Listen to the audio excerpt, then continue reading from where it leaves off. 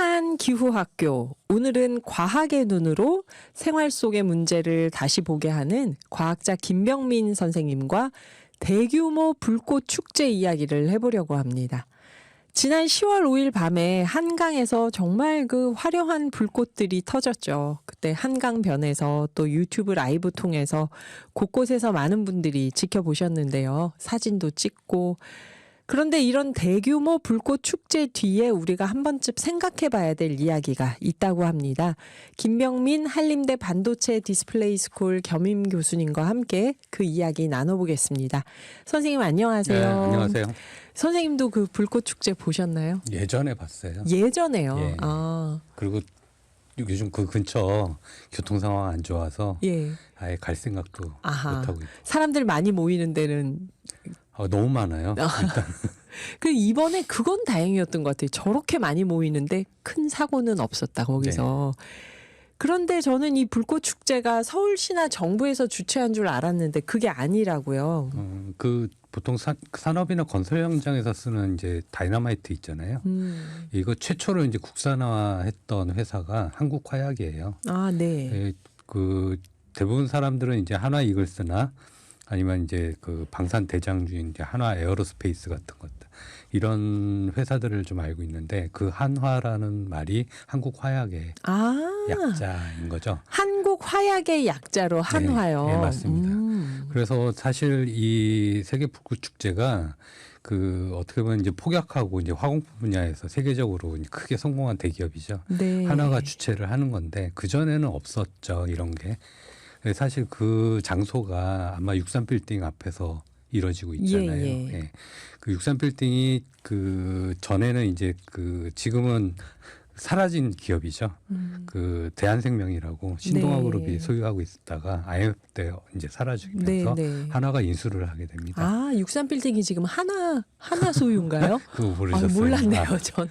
그래서 2000년부터 한 예. 20년 지금 넘었죠. 근데 그 아마 코로나 때 그때 잠깐 못했고 제가 알기로 이게 한 3년 만인가 2년 만인가 다시 했던 걸로 알고 있어요. 이번에 화약 이 불꽃 그쵸. 축제를요. 뭐 각박하죠.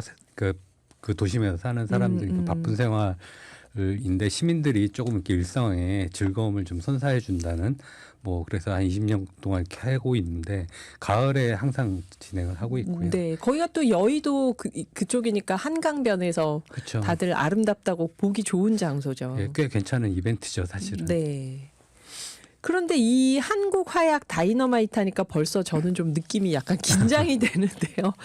이 불꽃의 원리가 뭔지, 화약을 터뜨리는데 어떻게 이런 아름다운 풍경이 나오는지 그걸 좀 먼저 여쭤볼게요. 이거는 약간 제 뇌피셜이긴 한데 네. 폭죽을 먼저 만들지는 않았을 거예요. 그러니까 폭약을 먼저 만들다가 저 여러분들 그 우주선 같은 거 이렇게 올리다가 보면 실패를 해서 터지는 경우가 있잖아요. 네. 아마 여기서 시작하지 않았을까 하는 생각을 하고 있는데 네. 어떻게 보면 그 불꽃놀이의 폭죽은 이제 폭약을 연구하는 과정에서 부수적으로 생겨났다 이렇게 하는 게 일반적인 얘기고요. 네. 폭죽하고 폭약의 차이가 거의 똑같아요. 물리적으로는 거의 똑같고요. 네. 이 두 가지를 이제 구분하는 게 폭죽은 하늘에서 다 전소를 시키는 거. 그다음에 폭약은 그 불꽃을 목표물에 맞춰가지고 거기서 연소시키는 그 차이밖에 없는 거죠. 아, 그럼 그럴 리는 없겠지만 불꽃 축제에 갔는데 저 불꽃이 저 근처에서 터지면은 제가 그 폭약 옆에 있는 거하고 똑같다는 상당히 거죠. 위험하죠. 왜 그러냐면 제가 알기로 이 불꽃이 멀리서 바라보니까 되게 뭐 이렇게 크게 보이지는 않을 텐데 한 보통 한 300m까지도 올라가요. 그리고 한번 터지면 섬광 같은 그 지름을 세면 한 그래도 거기도 한 250m 정도. 그러니까 만약 거기서 가까이 있는 데서 터진다 그러면 사실 상당히 위험한 부분이라 하나도 이런 부분을 잘 알고 있고요. 여태까지 사고가 없는 거 보면 그런 거죠. 우리는 이렇게 위험한 물질을 잘 다룰 수 있는 기업이다. 안전하게. 기업이다라는 거를 홍보하고 있다라고 볼 수도 있는 거죠. 아하. 그래서 이게 강 위에 그 사람 근처가 될 수 없는 강 위에 허공에다가 이거 폭죽을 터트리는 거네요. 그렇죠. 근처에 가면은 폭약하고 똑같이 위험한 건데. 네. 근데 보면은 굉장히 아름답잖아요. 모양도 그렇고 색상도 그렇고 또 터트릴 때마다 막 다른 네. 게 나오고 그러는데 이런 건 이것도 과학의 원리로 설명이 가능할까요? 예, 순전히 폭약이나 폭죽 같은 경우는 거의 화학과 그 다음에 아까 모양을 만드는 거는 이제 물리 현상 이게 두 가지가 이제 합쳐져서 만든 건데요. 네. 간단히 말씀드리면 그 폭죽도 일종의 이제 로켓을 쏘아올 때 우리가 추진체라고 있잖아요. 네네. 그 며칠 전인가 어저께인가 이제 그 스페이스X가 다시 이제 회수를 했던 그 추진체인데 추진체가 있어요. 일단 하늘로 올려보내야 되고요.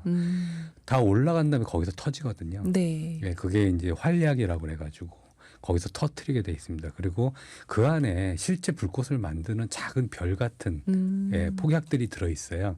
보통은 이제 뭐 별이라고 표시를 하죠. 네. 예, 그런 것들이 이제 얘를 어떻게 그 폭죽 안에 배치하느냐에 따라서 모양이 나오거든요. 아. 만약에 거기에 물리적으로 그냥 스마일이라는 형태로 만약에 배치를 하면 위에서 터질 때 스마일이 예, 되나요? 스마일처럼 이렇게 아. 보이게 되는 거고요. 네. 그리고 이제 바깥을 감싸고 있는 종이 같은 것들이 있어요. 이걸 좀 얇게 하면 우리가 이제 뭐 이렇게 느티나무처럼 이렇게 뭔가 폭포수처럼 흘러내리는 게 있고 그다음에 꽃처럼 이렇게 터지는 게 네, 있잖아요. 그거는 맞아요. 종이 두께라든지 이런 것들 좀 해서 아. 아마 만들고 있는 걸로 알고 있어요. 그 추진체 활약 그 안에 작은 화약 별이 있는데 네. 작은 화약 별을 어떤 모양으로 배치해 놓냐에 따라서 터트릴 때 그 모양이 모양들이 나오고 다 다른 거고요. 그걸 싸고 있는 종이의 두께에 따라서 터질 때 아래로 흐르냐 그냥 뭐 꽃처럼 그쵸. 터지냐 대표적으로 몇 가지만 제가 설명을 해드린 거예요. 네. 예, 그 안에서 이제 별 종류도 여러 가지가 있는 거죠. 이제 뭐 그냥 뭐 성광처럼 터지는 게 있고 네. 또 한참 있다가 또 같이 터지는 것들이 있고 이런 것들 복합적으로 지금 만들어져 있어요. 그 색상은 그러면 뭘까요, 선생님? 정말 아름답잖아요, 색상들이. 그거는 완전히 그 화학이라고 보시면 돼요. 아. 화학이라고 보시면 되고요. 그 안에 금속을 집어넣게 돼 있어요. 산화제라고 해서 불에 타는 금속들 뭐 이렇게 돼 있는데 일단 뭐 산소하고 이렇게 만나게 되면 연소를 한다는 개념으로 네. 어떤 특정 원소들은 특정 색깔을 내고 있습니다. 아마 중고등학교 때 조금씩 다 배우셨던 아, 걸로 그렇게 알고 말씀하시면 있어요. 저희가 떨립니다, 선생님. 아무것도 기억이 안 나기 저거는 때문에. 기억하실 거예요. 예전에 이제 우리 그 처음에 조명이 나왔을 때 나트륨 등이라고 네, 했을 때 나트륨 노란색. 예, 그건 그건 기억나요. 기억나시죠? 예. 그런 것처럼 칼륨 같은 경우는 주황색이 나오고요. 아하. 그리고 스트론튬은 빨강색이 나옵니다. 구리는 파란색이 나오니까 구리하고 스트론튬을 섞으면 보라색이 되는. 나오는 거죠. 아. 그리고 바륨은 녹색 뭐 이런 식으로 해서 이제 배합을 서로 시키거나 뭐 네. 이렇게 쓰고 있는 거예요. 대부분 다 주기율표라는 거에 보면 네. 왼쪽에 있는 금속들을 주로 사용을 하고 있죠. 음. 그리고 유난히 또 밝게 나오는 것들은 네. 그 예전에 우리 그 사진기 찍을 때 그 초기에 플래시 보면 터트리는 터트릴 팍 때 뭐 타는 이렇게 거요. 그게 마그네슘이었거든요. 아. 마그네슘이 이제 그렇게 불에 잘 타면서 성광을 내고 있고요. 그리고 유난히 이제 폭죽이 사실은 그렇게 소리가 큰 경우도 있는데 유난히 좀 크잖아요. 네. 예, 일부러 이제 폭발음을 좀 크게 만드는 경우가 있어요. 알루미늄을 집어넣으면 폭발음이 더 크게 나는 그런 효과를 볼 수가 있는 거죠. 와, 여기까지 들으면 진짜 폭죽이 너무 재밌죠. 다양한 종류가 있고. 네. 그런데 이 불꽃 축제 뒤에 가려진 게 뭘까요? 5부에서 마저 들어보겠습니다. 그래서 지금 김병민 선생님과 여의도 불꽃 축제 이야기를 나누고 있는데요. 선생님, 우선 한 가지 아까 궁금했는데 못 여쭤본 거. 이게 왜 색깔이 이렇게 다 다를까요? 뭐 나트륨은 노란색, 스트론튬은 빨간색, 이런 게 뭐 때문에 그 색상이 다른 거죠? 이걸 뭐 제대로 말씀드리려면 시간이 없고요. 아, 네, 죄송합니다. 네. 그 화학에서 네. 보통 화학적인 질문인 것 같잖아요. 화학적인 네. 현상이라든지. 보통 이런 질문 있을 때 그냥 전자라고 대답을 하면 99%가 다 맞습니다. 화학은 전자의 학문이기 때문에 그렇고요. 아, 실제 그 원자들마다 전자의 위치라든지 이런 것들이 좀 다르거든요. 네. 맨 바깥쪽에 있는 전자들이 그 위치가 좀 달라서 쉽게 얘기하면 에너지를 받았다가 다시 이제 안정한 상태로 돌아갈 때 다시 그러니까 흡수하는 에너지를 다시 내보낼 방출하는 때. 게 다 틀려서 색깔을 아. 이렇게 저희가 사람만이 그렇게 보고 있다. 아, 이거 진짜 신기한데요. 근데 1시간이 걸린다니까 더 여쭤보진 못하고, 아, 그런 걸로 색상이 다를 수 있구나. 전자의 배치, 바깥쪽 그렇죠. 전자의 배치 네. 때문에요. 네. 그래서 아까 선생님께서 높이 올라가면 300m 가까이도 올라가고 터질 때 지름이 250m까지도 터진다. 그러니까 이게 사람 근처에서 터지면 굉장히 위험하다 얘기를 상당히 해주셨는데요. 위험한 이번에 서울 세계불꽃 축제에서 10만 발이 넘는 화약을 썼다고 그래요. 그럼 이게 비용이 어느 정도 들었을까요? 뭐 이번에 저도 기사들 이렇게 좀 보면서 보니까 11만 발 정도라고 얘기를 하고요. 네. 그 통상 한 100억 정도 사용을 했었어요. 올해는 뭐 한 80억 정도 썼다고 얘기를 하고 있는데 사실 한화 입장에서는 그렇게 큰 돈이 아닐 수는 있어요. 왜냐하면 그 앞에 그 아까 63빌딩 한화생명의 영업이익 같은 경우 한 1조 가량 되기 때문에 아하. 사실 뭐 1~2% 정도를 이제 불꽃 축제에 사용한다고 하는데 적으면 적고 많으면 많은 돈이죠, 사실은. 네, 하나 입장에서는 네. 이게 사회 공헌 사업으로 불꽃 축제를 한다고 하는데 저는 솔직히 마음속으로 그 100억을 무슨 한가정 어린이 돕거나 뭐 이런 데 쓰면은 이게 더 사회 공헌 아닌가 하는 생각을 얼핏 하긴 했는데 이게 기업에는 어떤 도움이 될까요? 시민들의 기쁨을 위해서 우리가 사회 공헌을 하겠다라는 거잖아요. 근데 이거 꼭 불꽃 축제로 안 해도 될 텐데 하나에서 이렇게 하는 데는 어떤 배경이 있을까요? 그 뭐 과학적 사고를 항상 의심을 한 번씩 네. 해봐야 되잖아요. 네. 뭐가 있겠죠. 그러니까 사실 또 다른 이름은 불꽃 프로모션이라고 얘기를 해요. 불꽃 홍보다. 예, 네, 그렇죠. 프로모션. 그 사실 한화가 잘 보시면 화약하고 방산을 하고 있기 때문에 사업권 자체가 B2B나 B2G 영역에 있어요. 네. 사실 일반 소비자를 만날 수 있는 유일한 데가 B2C 사업이 한화생명이거든요. 보험 관련된 것들이죠. 네. 아무래도 그렇게 그 프로모션, 그러니까 아름다운 것들, 이런 이벤트를 하게 되면 머릿속에 뭐 그래도 이제 사회 공헌한다라는 그런 것들이 이미지가 예, 남으니까. 그렇죠. 그래서 보통 그런 것들과 함께 아까도 말씀드렸지만 상당히 위험한 이벤트거든요. 네. 그런데 지금까지 사고가 없었거든요. 그만큼 이제 안전하게 이런 위험물을 다루고 있다라는 어떤 기술을 본인들이 이제 그 안에 숨겨놓고 있는 거죠. 네. 그래서 이런 것들 보통 이제 스텔스 마케팅이라고 얘기를 해요. 아하. 예. 겉으로 드러내진 않지만 알고 보면 기술력을 자랑하고 있는 거다 지금. 그렇죠. 그 한화가 화약하고 방위산업 쪽으로 이 일을 하는 기업인데 저희가 예전에 그런 얘기가 나왔어요. 저희 나온 전문가분이 전쟁이 배출하는 탄소 이게 어마어마하다. 막 어마어마하죠. 그런 얘기를 한참 하셨었는데 지금 선생님께서 화약하고 폭죽이 같은 원리라고 하면 네, 똑같습니다. 이 폭죽도 그러면 탄소 배출이 어느 정도 되는 거겠네요. 이게. 어느 정도가 아니라 그냥 기본적으로 생각하면 예, 왜냐하면 그 안에 이제 보통 그 흑색 화약이라고 그래가지고 네. 탄소가 일단은 많이 들어 있어요.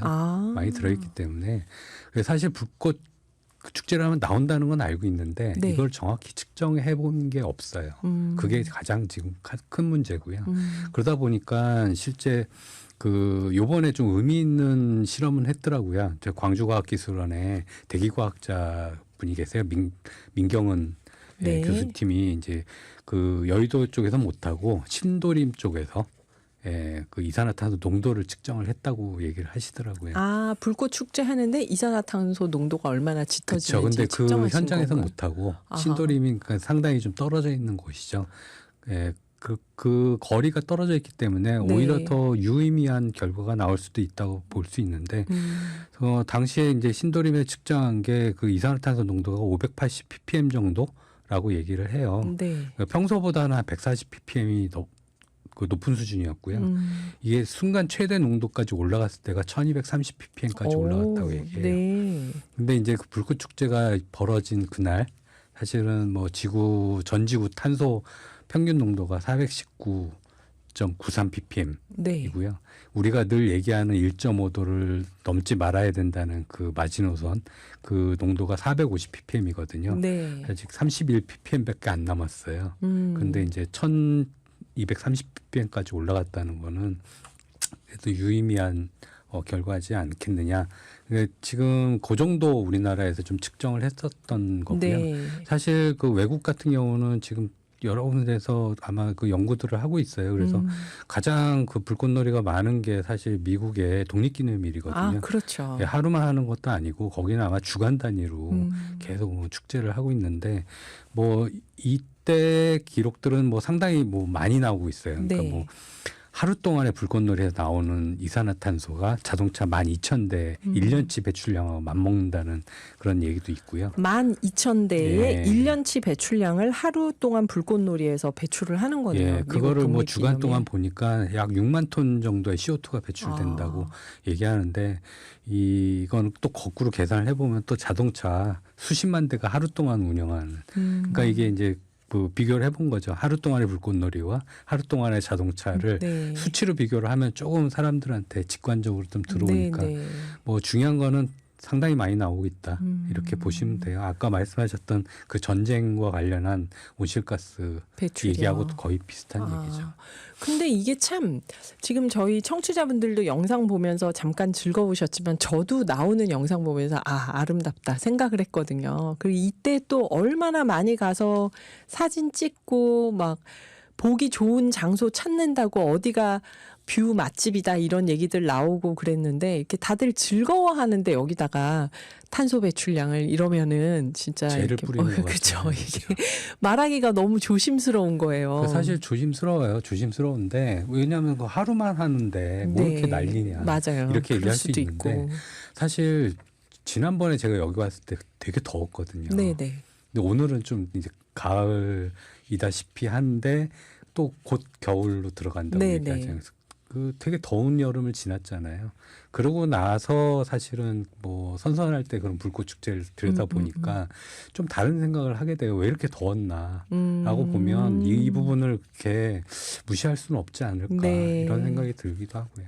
그리고 어린이들을 생각해 보면은 이렇게 우리가 팡팡 불꽃 축제에서 이산화탄소 배출하는 거에 대해 관대해지면 이게 앞으로 어떻게 될까도 좀 걱정이 되고 이게 근데 탄소 배출뿐만 아니라 미세먼지나 중금속 배출도 있다. 저희 그때 불꽃 축제하고 다음 날 초미세먼지가 네. 너무 높게 나온다 이런 얘기를 청취자분이 또 주시고 했거든요. 이 미세먼지나 중금속 배출은 어떤가요, 선생님? 역시 마찬가지로 많이 나오죠. 왜냐하면 아까 말씀드렸을 때 그 폭약에 네. 폭중이나 폭약이 동일 성분이기 때문에 그 안에는 아까 말씀드렸던 금속들이 들어가 있고요. 네네. 그다음에 폭약의 성분이 대부분 다 질산암모늄이나 질산칼륨 같은 것들 들어 있고 흑색 화약 같은 경우는 이제 탄소나 황 뭐 이런 것들이 들어 있어요.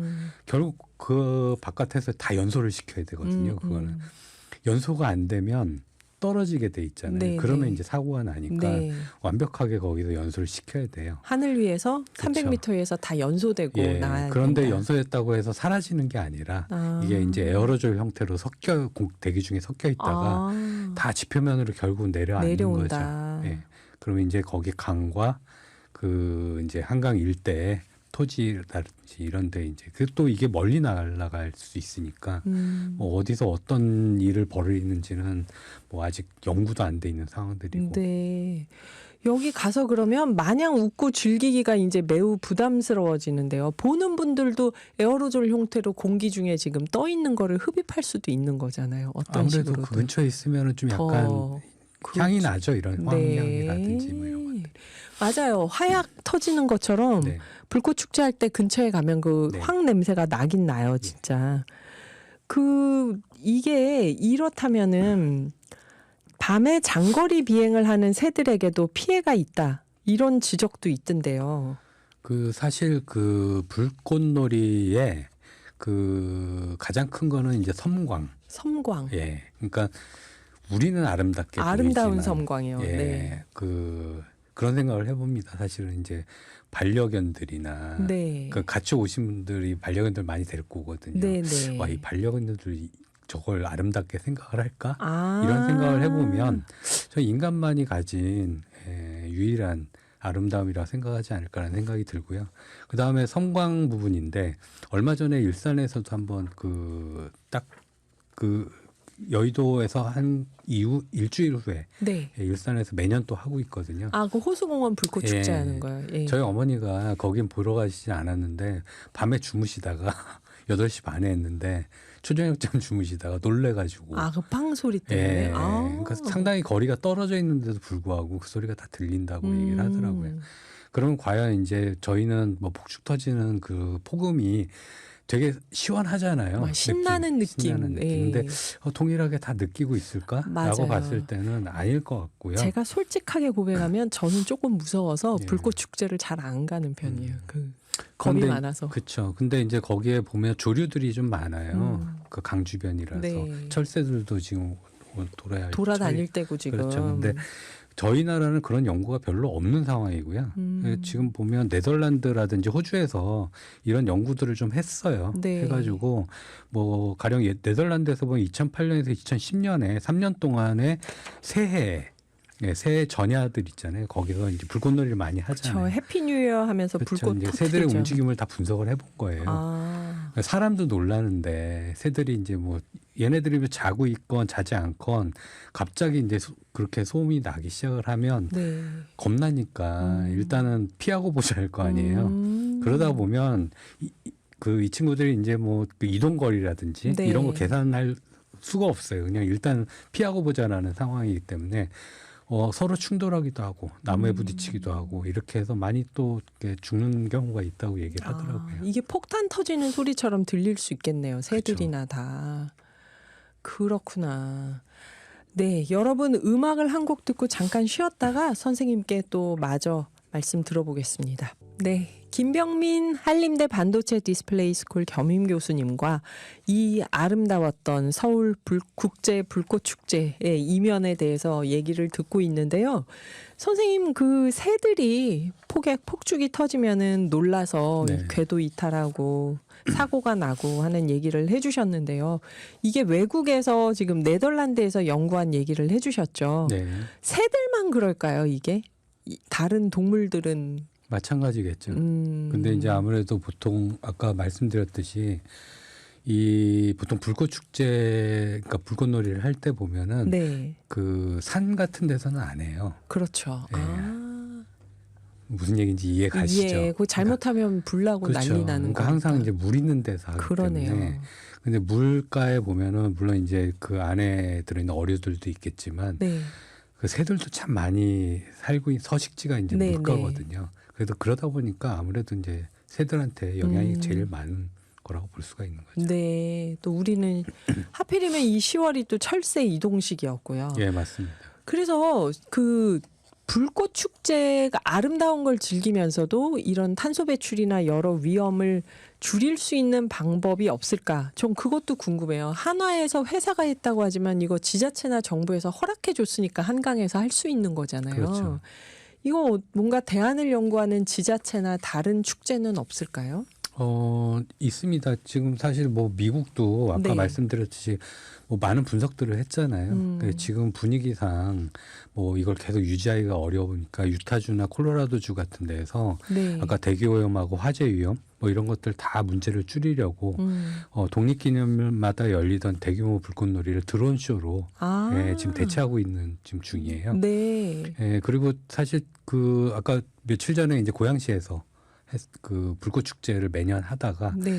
불꽃 축제 규모를 조금 줄였어요. 전혀 안 하는 건 아닌데 네. 원래 한 20분 했거든요. 네. 근데 뭐 생각보다 일찍 끝나고 저는 못 봤어요. 저는 못 봤는데 네. 드론 쇼를 했다고 그러더라고요. 그래서 유튜브에 보니까 뭐 그 한강에 이게 서울 그 국제 불꽃 축제도 있지만 고양시 드론 쇼를 이렇게 쳐보시면 나름 더 괜찮더라고요. 저는 저게 이쁠까 싶었는데 그 굉장한 그 소음 대신에 음악이 깔리면서 네. 드론들이 날아다니는데 형형색색 내는 거 보니까 재밌게 뭐 즐길 수 있을 것 같아요. 아, 드론이 대안이 될 수 있다. 예. 7237님이 선생님께서 차분하게 얘기해 주시니까 공감이 더 갑니다. 우리나라 환경도 좋아져야겠죠. 그러셨는데 그렇죠. 이걸 제가 막 불꽃 축제 이산화탄소 배출이 많아서 안 됩니다. 그러면은 하루 하는데 뭐 그러는데 선생님께서 전자의 배치, 원소의 색상 뭐 이렇게 얘기를 하시니까 훨씬 더 설득력 있게 얘기를 듣게 되는데요. 끝으로 청취자분들께 하시고 싶은 말씀이 있다면요. 제가 여러 가지 준비했다가 한강 씨가 네. 노벨상을 받는 바람에 노벨문학상을 네. 받는 바람에 참 멋있다고 생각을 했어요. 왜냐하면 인터뷰를 안 하잖아요. 맞아요. 안 한 이유가 뭐겠어요? 그때 전쟁 이야기를 하면서 네. 안 했는데 지구 반대편에서는 그렇게 폭약이 터지면서 사람들이 죽어나가고 있는데 내가 축제를 벌일 수 없다는 그 말이 너무 가슴에 남더라고요. 그러면 우리는 왜 그 폭약과 동일한 폭죽을 터뜨리면서 이렇게 축제 분위기를 하고 있느냐라고 봤을 때는 저희도 할 말이 별로 없지 않을까라는 생각이 들고요. 네. 저항이 너무 없다는 거죠. 솔직히 지금 이런 사실들을 다 이제 알면서도 네. 아시는 분들은 많이 알고 있거든요. 그런데 왜 저항 없이 이런 것들을 다 수용을 하느냐. 한 번쯤은 우리도 저항을 해야 되지 않겠느냐. 그게 출발점이 아닐까라는 생각을 합니다. 그래요. 이게 폭약을 다루는 방식을 또 마케팅을 하는 축제일 수도 있는 건데, 그렇죠. 예. 오늘 선생님 말씀 들으면서 많은 생각을 하게 되는데요. 지금까지 김병민 한림대 반도체 디스플레이 스쿨 겸임 교수님이셨습니다. 선생님 감사합니다. 감사합니다.